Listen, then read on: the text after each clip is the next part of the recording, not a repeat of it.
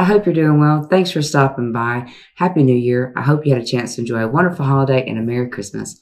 So in this video today, I'm revisiting an old look. I did an Ice Queen. As you can see here, she had pale skin, a nice crown, and her skin held up a little bit better to the elements. I'm breaking it back down. I'm taking away the glamour makeup, taking away the crown, and I'm going to make it very realistic. I'm using liquid latex only. This is an easy one. It's a fun one. So grab your snacks and grab your drinks, and let's just get into the footage.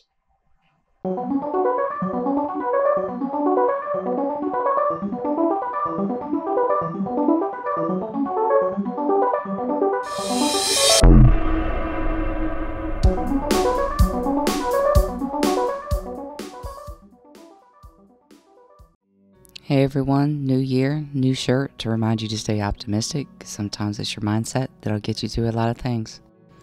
Today I'm using a grease paint. I picked this up a couple years back at Walmart, and I'm using the bright red portion for irritation to begin this look. To keep this look realistic, I'm going with facts about the skin and frostbite.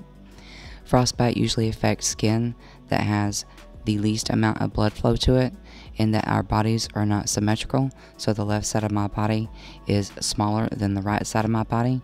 So I kept the red and the most irritation and necrotic skin portion to the left side of my body.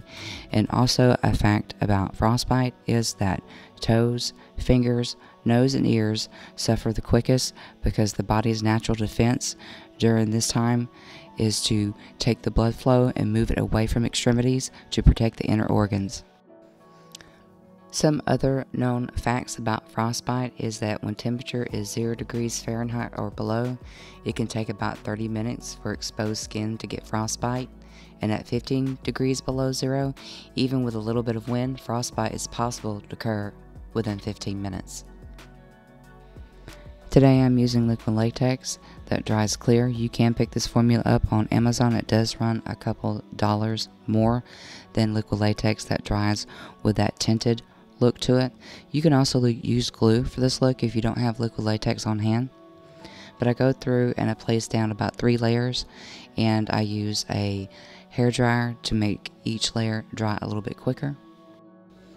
Now, one of the reasons that I used a grease paint for this look when I put that onto the skin first is that once I use this liquid latex and it dries, when I begin to peel this back for the exposed and dead skin look, it adds to the layering and effect and coloring. Going through with some tweezers, I take and pinch that liquid latex, and you can see here when I zoom in that this is actually shiny, so it helps you distinguish between your skin and the latex. So I would recommend you not powdering it until you've actually pulled the skin. And what you see me doing here is once I take that and I pull the latex out, I pull it so it snaps back, and once it snaps back onto itself, because it's still tacky and shiny, you'll get that effect of skin that's being pulled and that has actually built up on the edges.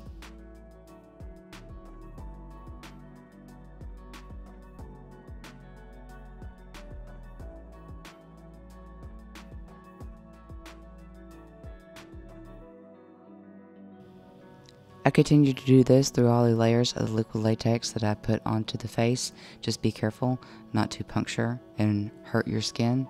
And this is where you have fun. You can put small holes into the skin or larger holes. So I kept the larger holes according to the rules of frostbite and the effects on the skin and the lack of blood flow on the skin on the forehead versus the skin on the cheeks.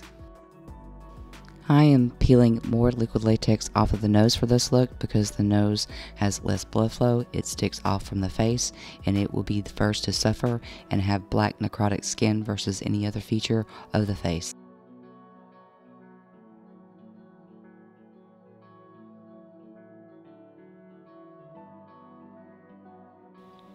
The next color that I'm using in this grease paint is the darker red because the skin is dying, so we're going from lighter irritation to dark and necrotic skin. I place this color into the holes that I created into the liquid latex, being sure to paint the outer edges, making sure they're darker than the color that's inside the holes themselves.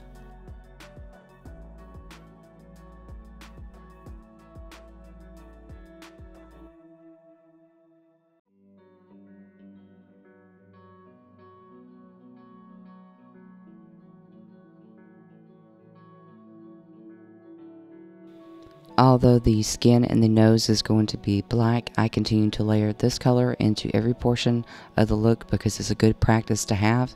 It keeps you mindful of the stages of dead tissue, and so for everything to be cohesive, I add every color in every area.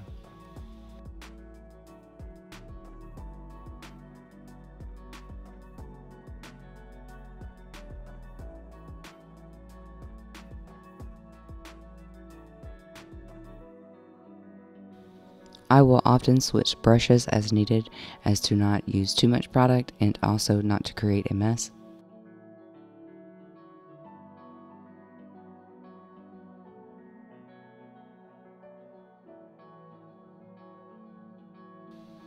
Now that I have the colors in place, I'm going to powder around the area that is still tacky and shiny. And the reason why I waited till now to do this step is because you're even saving product when you don't have to dust and put down powder all over the face. So I go through and make sure I get rid of the tackiness and the shininess and to set the red color because this is a grease paint.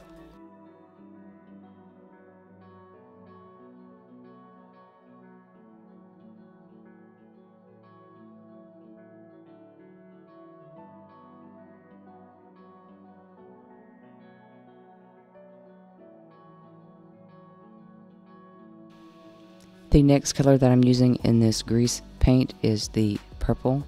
It is going to be used to create more dead tissue and also to add that other portion of discolored skin before it actually starts to bust and blister.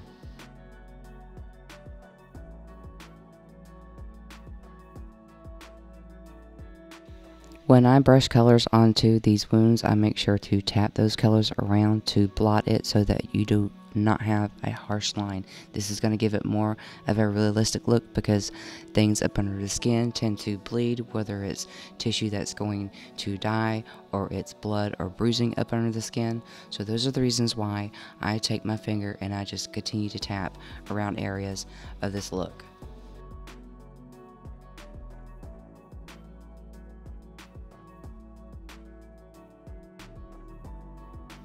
I make sure that this purple is concentrated more so around the areas of the latex that has peeled back because we want that skin to look dead and necrotic. And on a sponge, I take this purple and I continue to run some of this coloring, modeling it all through the areas of the skin to show that the face is irritated. Using the next color on this grease paint, it is the black, and I'm going through and I'm going to paint the nose completely black on the area that's pulled from the liquid latex, and also concentrate this area onto the outer edge of each peeled layer of liquid latex. I continue to paint and tap, and I tap some of this color onto the skin that's not pulled back because you do want it to bleed in through the skin. I continue to tap the black into all the wounds of the face, being sure that I use my ring finger and not my index finger because the tendons in the hands has more strength in the index than it does in the ring finger, and it keeps the look soft. I concentrate the black onto the nose, tapping the color in and around through the skin. There are other known stages of frostbite, such as first, second, third, and fourth degree. The early stages of frostbite is called frost nip, and you will experience pins and needles and aching in the affected area. The skin will become cold and numb and white, and you may feel tingling sensations. The other part of the superficial frostbite occurs when there's slight changes in the skin color. The deep, severe frostbite is progressive and affects all layers of the skin as well as the tissue that lies below, which becomes black and necrotic. And the fourth degree occurs when bone and tendons freeze. I go through and I tap colors into the lips areas, brush and sponges. Now that my sponges is saturated with all the colors, I just carry that around to deepen up some of the other colors that I put down. And I also go through and get the black onto the fingers, making sure it's darker around the fingernail bed. Just take some time with this. I go back and forth with grease paints and eyeshadows to get colors locked into place. This also stops me from using a bunch of the product. It saves a little bit. So anything to save and make your products last a little bit longer. I am using a lash glue to place the snow around to the portions of the face, and the snow I'm using today is a mixture of kosher salt and sugar.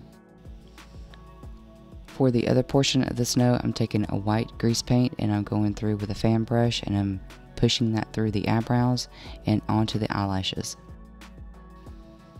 I wanted to go through with a spoolie to show you the different ways that you can color your hair, your eyebrows, and your eyelashes, more of a saturated look. Also, if you're not going to be using a hat like I do in this look, it's a good way to push color through the hair without having to use a big brush to do that. Just a little bit will go a long way. You also will have more control about where you place the color of the white if you use a spoolie.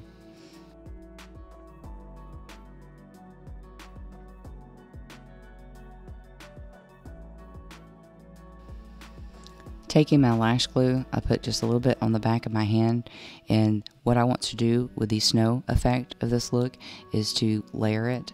So I take a little bit of glue and tap that into the areas, being sure not to cover all the black and all the color that you put into place.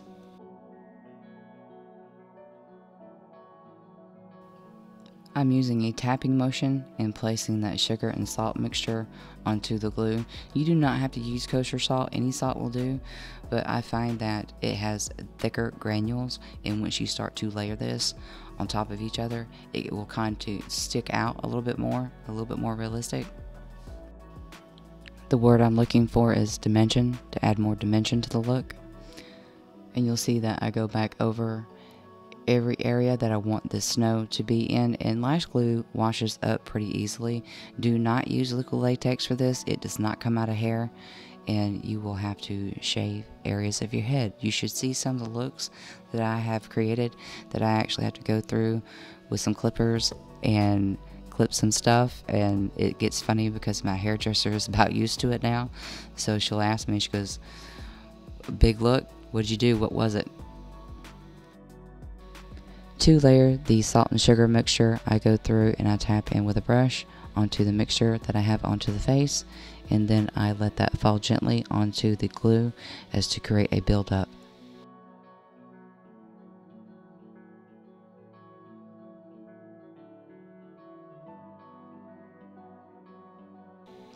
I continue to go back and forth with layering just to get the desired effect and look that I want.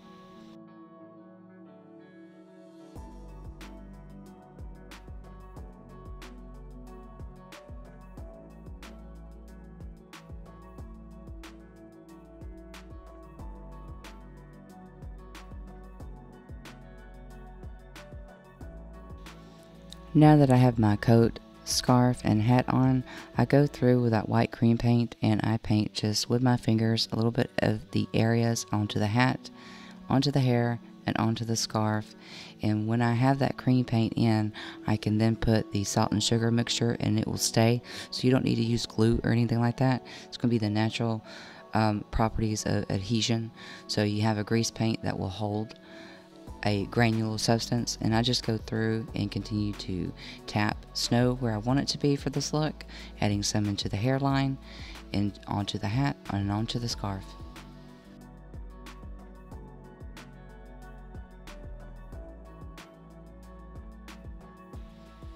Here is the final look. I hope you guys enjoyed this tutorial today. I hope you found it useful and it gives you a way to practice using liquid latex and grease paints. I hope that you have a prosperous new year. Do you have any New Year's resolutions that you'll be doing this year? Let me know in the comments below. And if you'd like to see past looks, vote on my next look. See sneak peeks or behind the scenes footage, you can find me on Instagram and Twitter. Those links are below. If you like this video, please give me a thumbs up. It lets me know if I'm doing a good job.